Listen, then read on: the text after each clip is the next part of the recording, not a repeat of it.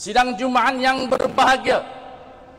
Setiap manusia, setiap keluarga, setiap negeri dan negara memerlukan 3 perkara utama untuk mencapai kesejahteraan, yaitu asas kehidupan yang bertunjangkan tauhid, keamanan dan keterjaminan rezeki.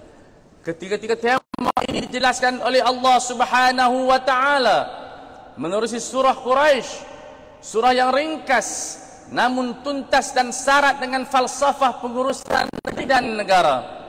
Surah ini menegaskan bahawa nikmat keamanan dan keterjaminan rezeki bukan terjadi secara sendiri, tetapi keamanan dan keterjaminan rezeki merupakan kurniaan Allah Subhanahu wa taala.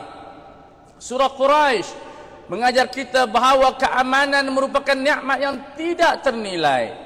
Tanpa keamanan, ekonomi boleh lumpuh, dan tanpa keharmonian, pembangunan boleh terbantut. Akibatnya kehidupan bermasyarakat menjadi rapuh.